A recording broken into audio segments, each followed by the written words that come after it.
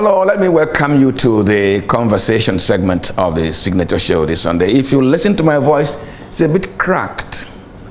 It's all week-long labor. You get to know in the course of this program this Sunday why we had to work so hard all throughout last week to be able to bring this program to you this Sunday. But I got worried in the course of the week, Thursday into Friday, when two stories emerged simultaneously, forcing us to change the very topic we were supposed to converse on this Sunday. When the Nigeria police becomes a threat to constitutional democracy in Nigeria.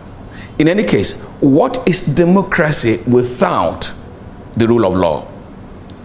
That is the pillar on which democracy stands. If that collapses, then democracy collapses, becomes anarchy. Anyway, two stories emerged. The first is that after a court had given a ruling, and the judgment of the court was duly served on the police has refused to obey the court. In other words, the Nigeria police in this instance says the judiciary is of no consequence. And is one. We'll examine that issue. The second is that a state government enacts a law. A state legislature enacts a law. And the governor duly signs that law, it becomes that bill into law and becomes a law. And the police and the DSS refuse to enforce that law. What does it portend? Anyway, I'm not competent. I just raised the questions. And I'm conversing this afternoon with my friend, my runaway friend, whom I haven't seen for a long time, Ocholi Okutepa. Ocholi, you're welcome to the conversation. Thank you so much, sir. And I'm glad to be seeing you after a while. Yeah. Doing stronger. Thank you very much. Yes, sir. Now, here's my worry. Let me begin from what happened in Enugu on Thursday. One Romanus Eze, who is the chairman of all Farmers Association of Nigeria, AFAN, raised the alarm that the Enugu State Legislature passed the anti-open grazing bill and the governor duly signed it into law. And being confident that they were now protected under the law, their members went into large-scale farming, massive investment. But what is happening? Herders move into the farms and destroy them, eat them up.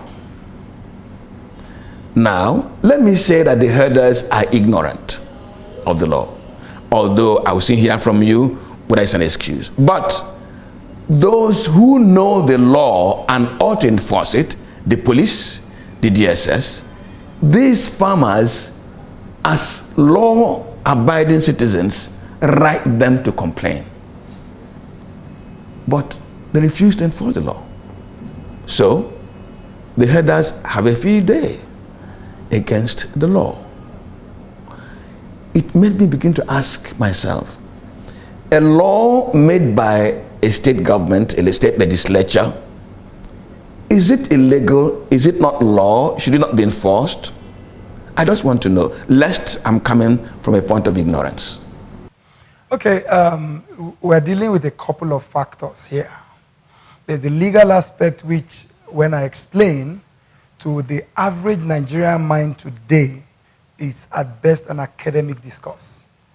Because the reality on ground is that these institutions are no longer institutions that you can boldly say are institutions of law. It's now institutions of who can control who, or institution of who is afraid of what. That's the other side to the question. And I perhaps will touch on that a little and talk about the law. Because the question you ask yourself is if the Nigerian police right now is potent enough to answer the questions that Nigerian security needs presents to it. Very serious issue to raise. Now let's go into the law, because unfortunately the importance of this institution is an indictment on the provisions of the law. Are those provisions of the law also so incompetent or so ineffective or just pieces of paper? When you talk about the law made by the State Assembly, who created the State Assembly? The Constitution. Who created the Nigerian police? The Nigerian Constitution or the Nigerian laws? If an institution is created by the ground norm, the law that governs us and puts us in a state that is civilized, not a state of nature, then when that institution acts in accordance with its powers donated by the Constitution, that action has the power of the Constitution because it's constitutionally flavored. So if the Nigerian police fails to recognize a piece of legislation in a state where they are deployed, what are you doing there? That's the first question. What are you doing in the state? If you would pick and choose what to enforce, what to respond to, then what are you doing there? I know you did not ask about the Lekki thing, for instance, but I'll give that example. It was denial upon denial until a panel is saying, this is who was there, this is what he did. So we are dealing with a situation where institutions created by the Constitution are not just not responding to people, but irresponsive to the same Constitution that invited them, created them, and empowered them to maintain law and order. So that is not a question of a state law. It is who gave the state the power to make the law. And the last time I checked, Nigeria is still a federation, where each federating unit has certain powers that the Constitution has donated to it. Because there's nothing you will say today that the governor of Enugu State will be subject to the governor of Sokoto State. That is a state created by the law. He's still the chief executive and the chief law officer of the state. All right, he exercises his power through the Attorney General, exercises his power by collaborating with all the security apparatus, but they report to him because he's the chief security officer of the state. So if you are deployed to a state where you cannot respond to the law that makes for law and order there, based on the Constitution or the authorities on ground, then we have a problem, a major problem. So this is not just not being responsive to the people, it is not even responding to the basis of your creation and your existence, which is the Constitution. So that is a major problem. And to the other thing which I touched on before I went into law, we are dealing with a very, I will call it impotent institution. The Nigerian police, a couple of months ago I was in Lagos, and I thought that NSAS had ended a lot of things. But somebody who was coming to see me was profiled by the Nigerian police on his way to see me. A Nigerian youth who committed no crime. I'm told it's still happening on the roads and especially in Lagos. And the police officer told him, if I see any taye on your phone, it means you are caught. And I laughed. I said, even me, a middle belter who traveled to Lagos, if you search my phone, there is a great possibility you see a taye name. The police officer seized the phone, began to go through the phone, and saw a taye on it and said, automatically, my friend who was coming to see me is a court member. And he extorted 45,000 naira from them. He took them to an ATM at gunpoint and told them, pop and plain, I can shoot you and say anything about you. I can take you to station and lock you up. Before anybody can do anything, you will really suffer. I mean, at gunpoint, took them to an ATM and drained them of their monies. This was October. I sat in Lagos and I'm like, this is still our reality. So that institution right now, for me, to a large extent, if you follow the stories everywhere, even the ones we have personally experienced, if we say the truth, is an institution that is important to secure the people we should secure, but greatly effective when it comes to tormenting the same people. So we do have a problem. I have a challenge here. Yes. When something goes wrong, you ought to go to the police. Now, the same police you are to depend on is what we're conversing on this afternoon. Let us examine the case of the Enugu farmers. To whom should they now report, since the institution charged by the Constitution to protect the law has failed to do so? What remedy do they have? But that's the good thing about law. You know, part of the reason why Nigeria still manages to stand, whether on a thread or on a rope or something, is that however bad the system gets, you know, sometimes the question is on the judiciary, sometimes on the police, like we're saying, because so many institutions are down anyway, is you still need to do what is right. What should they do? Go to court. Will the process be slow? I can guarantee that. Will the process be torturous? Perhaps. But is that the only option available to them? Yes. Because the other option is on the other side of the spectrum. War. Which is not in the interest of anybody. These people want to have their farms. These people do not want to have their children killed. These people do not want to have their lives at more risk or further risk than they already face. So one of the things we must do is we must stop crying. Like, I've taken some matters to court that we didn't look like we had hope, or we didn't look like we had anything to expect from the court. But the mere fact that I have a legal means to ventilate my, my frustration or to agitate for my rights means that I should try that out. Because one of the things I know Nigerian institutions do not like is they want to do bad and have good publicity. But when you begin to drag them, legally speaking, they hate the publicity it brings. Because this is what I say to people. Illegality will continue to the degree to which legality is not enforced. So I would take the legal action, face the frustration of the entire system. Judiciary can, for all I care, give dates. I'm a lawyer for 1 year, 7 months, 6 months, and give you explanation for why those adjournments exist as long as they are. We can have difficulty in enforcing fundamental rights in good time. But what should I still do? Some people have been in court for a couple of years before they got judgment. But posterity will judge you right.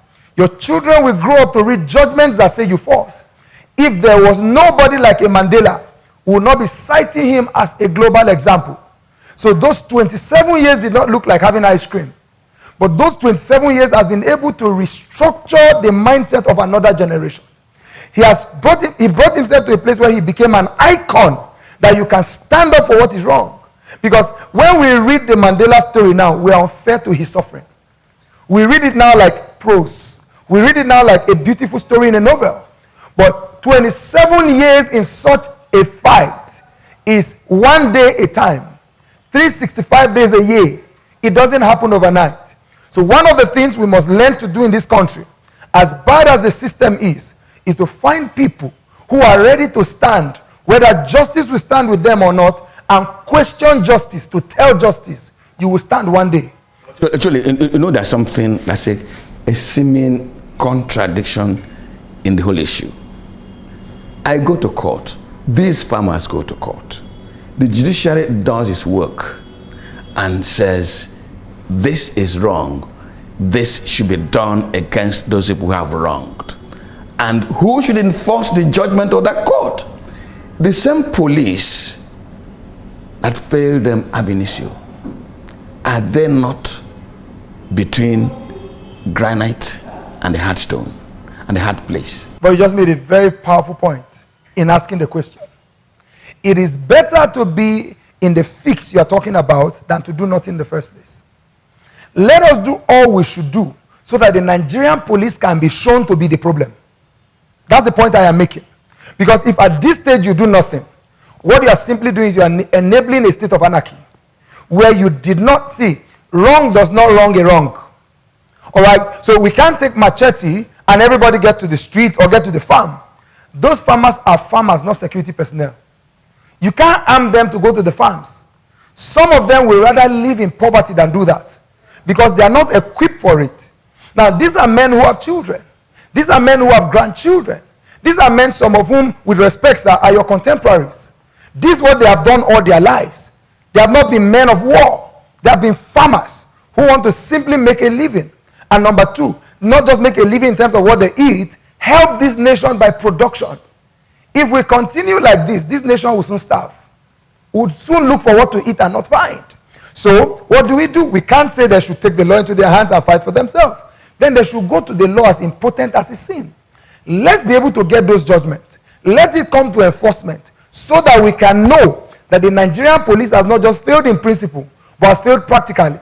And this is what happens in every nation where institutions prove to have failed. You come to the point where you prove that an institution has failed. What do? You begin to rethink the institution. You begin to rethink what to do. This is not the first nation it will happen in. And if care is not taken, the Nigerian police will come to a point where en masse they will have to let go of their personnel and look for other people who think differently. Because a state cannot exist without a police. But if the police proves to be this incompetent or proves to be this, just stand aloof when lives are at stake, they can give you all the excuses from personnel to equipment to, we keep going around the same words. In the past, it has happened in this nation where IGs of police have been removed because the police under them was adjudged to be ineffective. That's the only solution we have given so far. But solutions will come the more we can show that this institution is not equipped, all right, to enforce the law they should enforce. But we have a responsibility to first of all get what is enforceable. Can I have the judgment before we talk about police enforcing or not? Ocholi, I'm going to take this your answer to the second issue we want to converse on this afternoon. The story which I just read this afternoon, this Friday afternoon, is not very palatable. And I'll tell you why it's not palatable. Maybe as we're conversing, we get more details. We're going to converse on more details. A man or a woman takes ill. He's taken to the hospital. A professional, a competent person, not a quack, a doctor, attends to her over some time. And the woman eventually dies. The doctor determines the cause of death. That is his area of competence. That is his knowledge. The ordinary policeman doesn't have that skill, doesn't have that knowledge. I don't have it.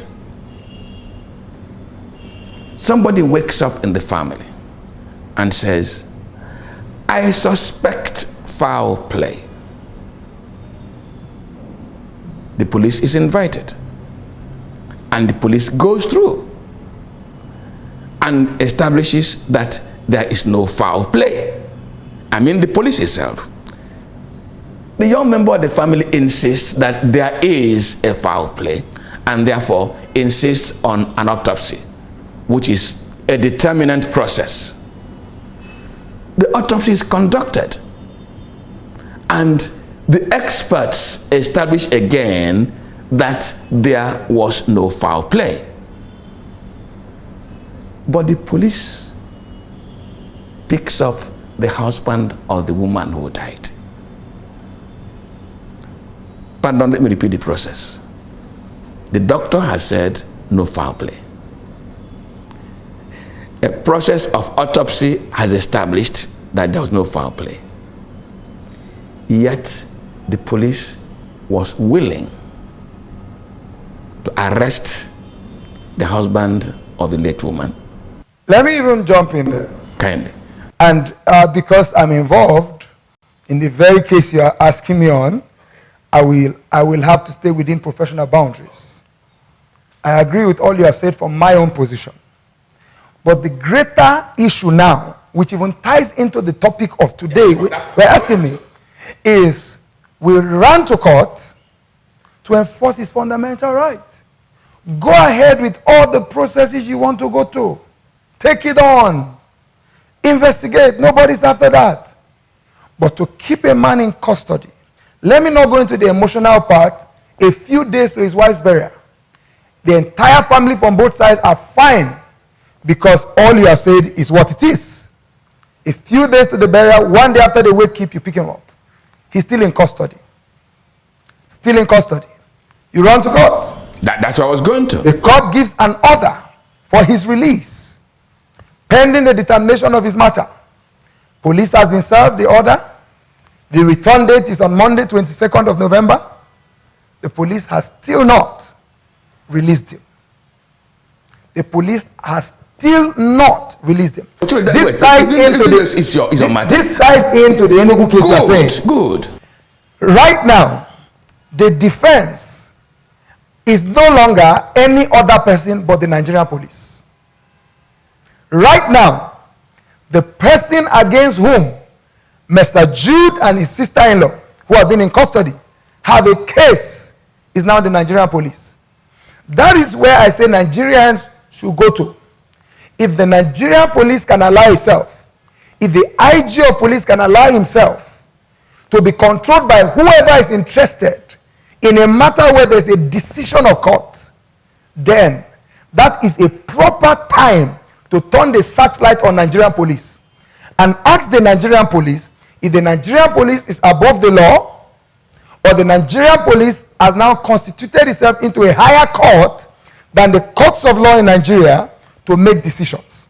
So that simply brings us to the place we concluded the Enugu question, that we must take our step. All we have done is to take the step that we ought to take. We're taking the step we ought to take. We didn't fight anybody. I've seen newspaper report, that's the part of the journalist. I've seen publications online, that's the part of reporters. The part of the person aggrieved is to get a lawyer, which they did. Go to court, which we did. Get an order, which we did, because the facts we were able to present to the court were clear. Serve it on the police, have we done it? Yes. What is left? Searchlight on the Nigerian police. Yeah, this conversation, I give it a title. When the police becomes a threat to constitutional democracy. That's what it is.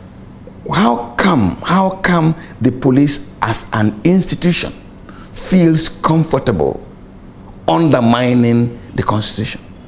Because we live in a country where consequences don't apply. I'll take you back to an issue that is not central to our discussion, but is real. Let us wait for 12 calendar months from the report from the Lekki issue. And let us see if any heads will roll, as we say it, in Nigeria. I do not think in 12 months would achieve more than the fact that the Nigerian state is embarrassed and should be ashamed of itself, of all its officers and men in power said during the Lekki matter in 2020. Actually, let's take a little step backwards and take in the consequence of this situation on both the citizen and his trust in the institutions of democracy, and even taking the advice you've given him this afternoon, go to court. And then how all these tie up to the safety of Nigerian democracy, actually.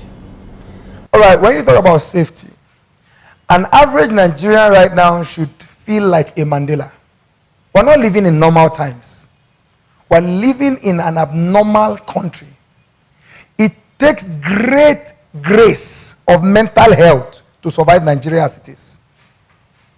We all started using the train to go to Kaduna because an average person in Nigeria now will not hit the road because the same institutions we are talking about are not bold enough or powerful enough. Let's not even go into political will. We always use such big words to cover up our failure. Then they attack the train. Then they shut it down for a few days. And like somebody said, and I quote, big men use it, so they can't shut it down no matter what. They secure that one because they use it. What should the average Nigerian do? It's time to fight like martyrs. And how do we fight? Not against the law, with the law. It is not the law that is impotent in Nigeria. It's the institutions that are impotent. But you can use the same law. It's just like telling me because there's allegation against some judges that they can be bribed and will never go to court. That means we are dead. Right now, we don't have an option than to attempt. It's just like also telling me, that's not central to your conversation this afternoon, but it's just like telling me the younger people in this country should not participate in politics. Then the same people will continue to torment us. So it is time to make effort. And I'll give you some very personal example. I am very, very inspired to take on any institution that takes on me in this country. That's why I've sued banks. airlines. I don't joke with it. It may look like just 50K, 20K. A man just got judgment against one of the largest service providers in Nigeria. It was 50 naira they deducted from his account, from his credit a few years ago. He just got compensated by the court over 5 million, I read online. Somebody took that fight. Somebody fought his way through. Somebody insisted that let's leave it to God is not the way. Because let's leave it to God is what has brought us to where we are. And God is leaving it to us. So we are leaving it to God. God is throwing it back to us. So the crisis seems to be worse. So we must. The institutions may not be perfect, but we must engage them. Especially when the engagement brings to light the failure of other institutions. It must, for instance, in Abuja, somebody had to fight Park and Pay. The citizens could not survive. They couldn't come out with their cars. Because at the end of the month, you are spending more than your salary. Somebody ran to court. Somebody insisted. It looked like a lost case before it started. But here we are today. Nobody's paying for it.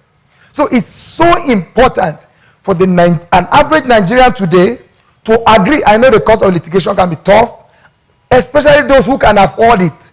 And of course, for my colleagues, we must take on more matters where we agree to go pro bono and help this nation. Because where we are the edge of collapse. We must fight and fight right. So we cannot lose the motive. We are all Mandela right now. All of us in this country, we are Mandela. There is evil and we must stand up to it. We have children. We have children.